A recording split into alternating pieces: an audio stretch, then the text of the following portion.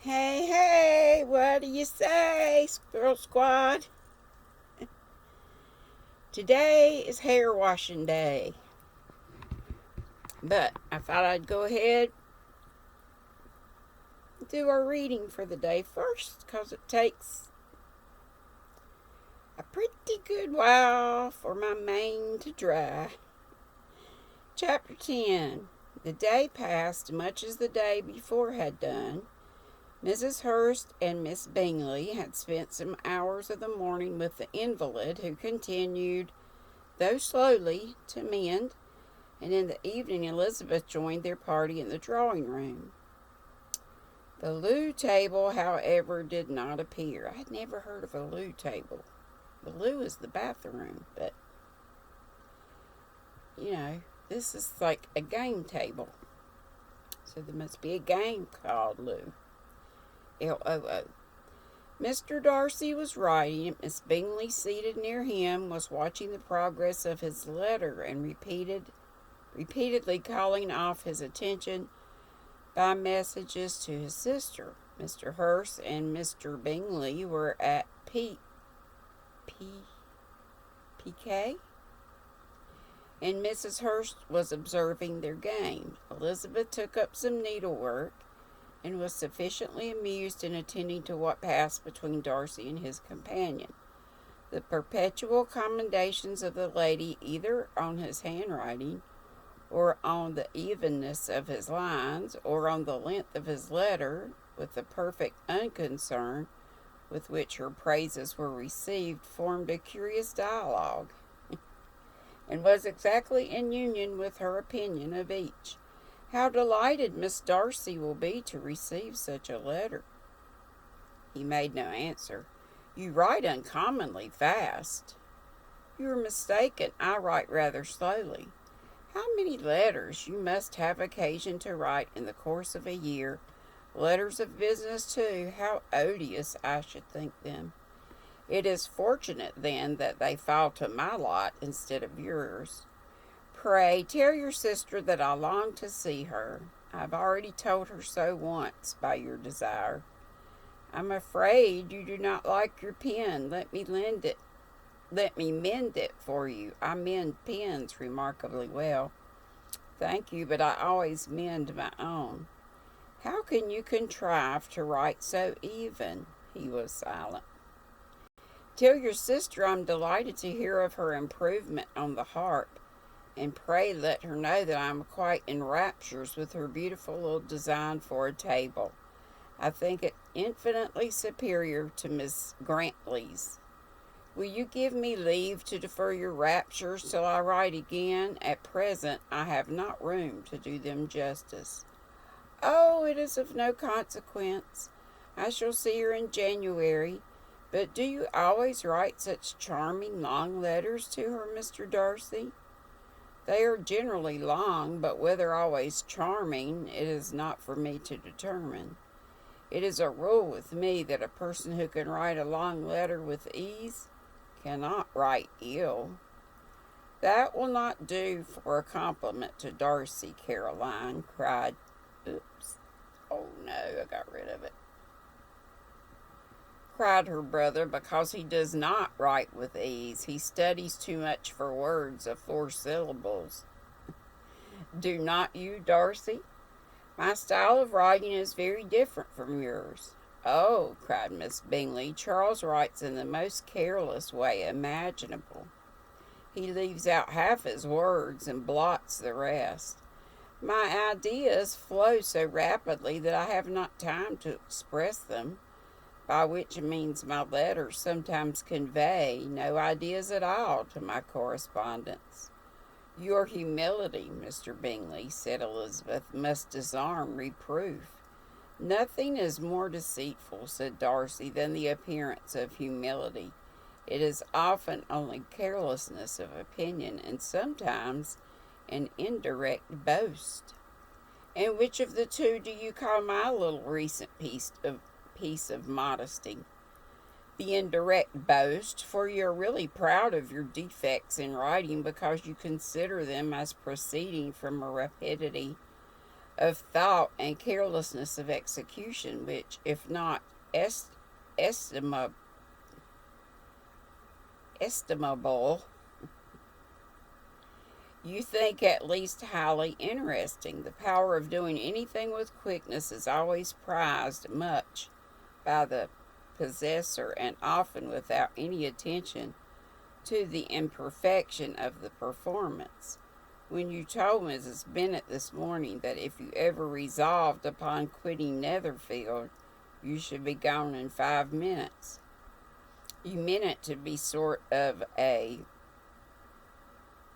I'm not sure that word, of compliment to yourself, and yet, what is there so very laudable in a precipitance? Having good luck with these words. Precipitance which must leave very necessary business undone and can be of no real advantage to yourself or anyone else? Nay, cried Bingley, this is too much to remember at night, all the foolish things that were said in the morning, and yet, upon my honour, I believe what I said of myself to be true, and I believe it at this moment.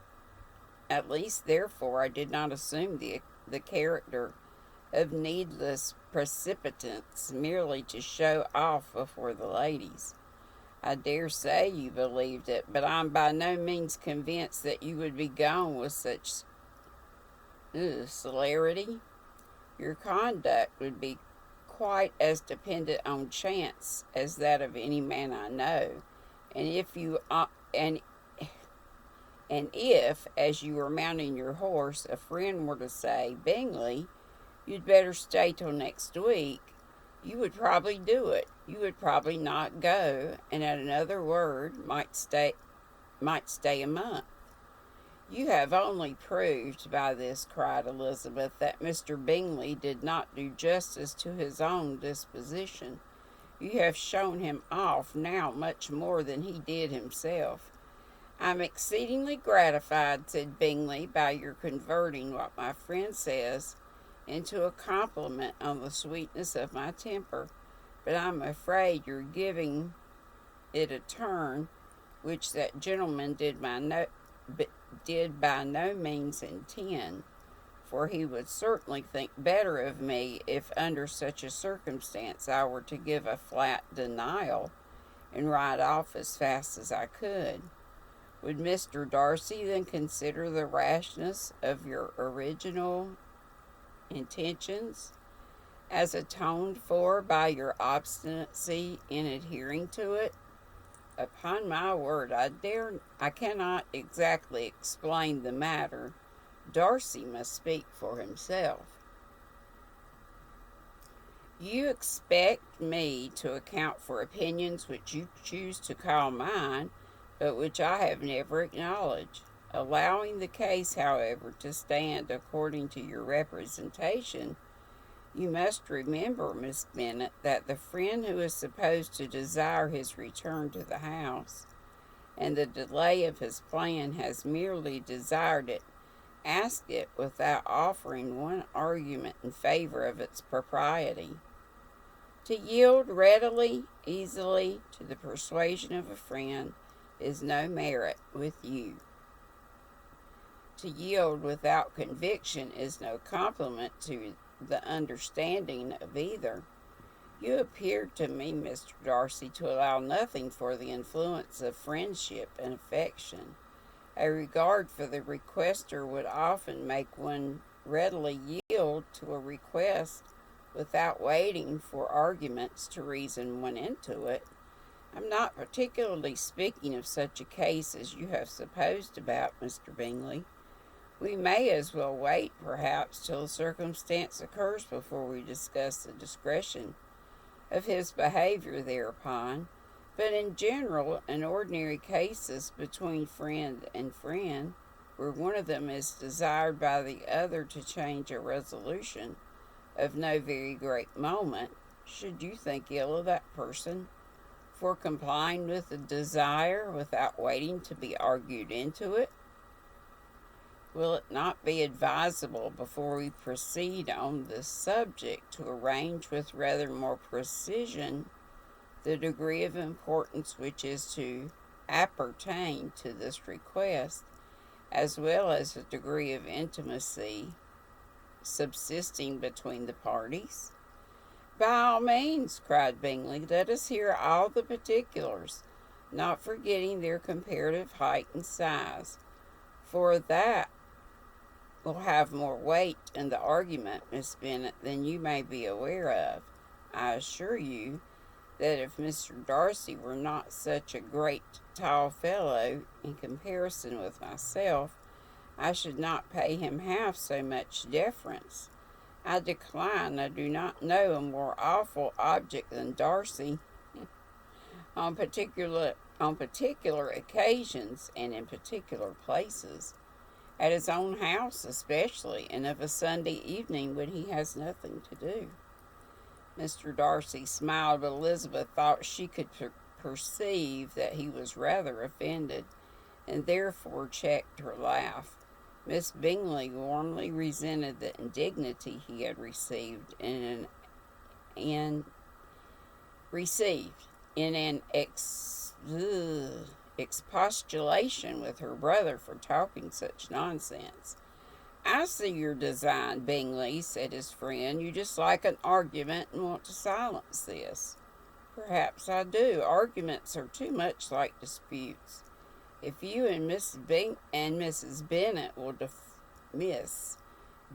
defer yours till I'm out of the room, I shall be very thankful, and then you may say whatever you like of me.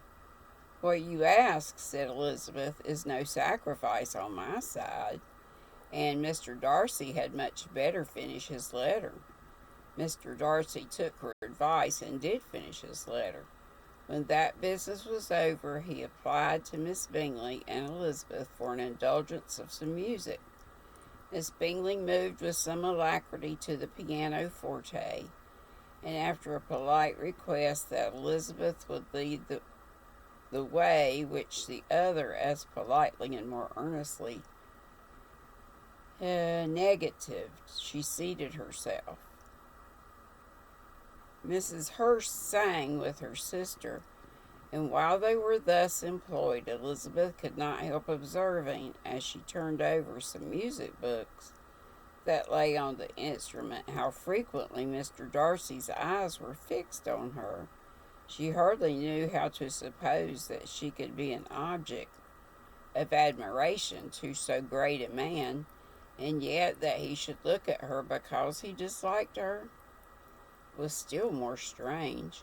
She could only imagine, however, at last that she drew his notice because there was something more wrong and reprehensible, according to his ideas of right, than any other person present.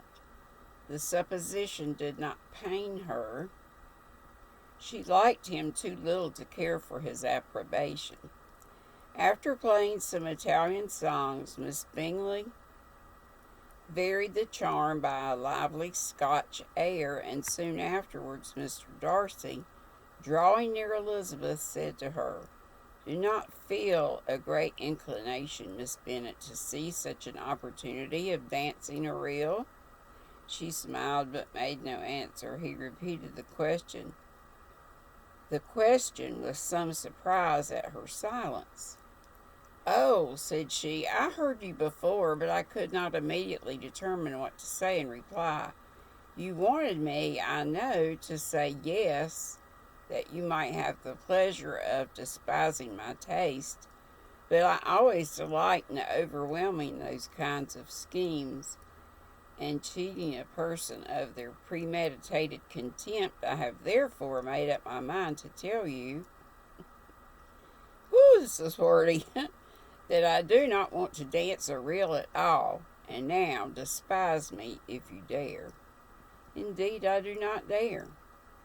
Elizabeth, having rather expected to affront him, was amazed at his gallantry, but there was such a mixture of sweetness and archness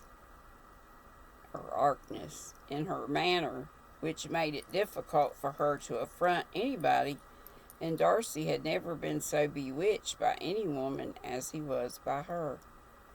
He really believed,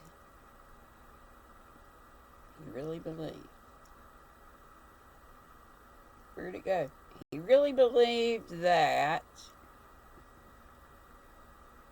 were it not for the inferiority of her connections, it should be in some danger. He should be. Miss Bingley saw or suspected enough to be jealous, and her great anxiety for the recovery of her dear friend Jane received some assistance from her desire of getting rid of Elizabeth. She often tried to provoke Darcy into disliking her guest by talking of their supposed marriage, and planning his happiness in such an alliance.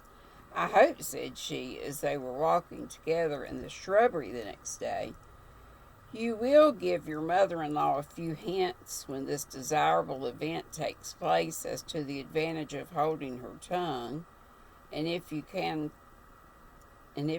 compass it, do cure the younger girls of running after officers, and if I may mention so delicate a subject, endeavor to check that little something bordering on conceit and impertinence which your young lady possesses. Have you anything else to propose for my domestic felicity? Oh, yes, do not let the portraits of your aunt and uncle Phillips be placed in the gallery at Pemberley. Put them next to your great uncle the judge. They are in the same profession, only in different lines. As for your Elizabeth's picture, you must not have it taken, for what painter could do justice to those beautiful eyes? It would not be easy indeed to catch their expression, but their color and shape, and the eyelashes so remarkably fine, might be copied." At that moment they were met from another walk by Mrs. Hurst and Elizabeth herself. "I did not know that you intended to walk," said Miss Bingley, in some confusion, lest they had been overheard. "You used us abominably ill," answered Mrs. Hurst, "running away without telling us that you were coming out."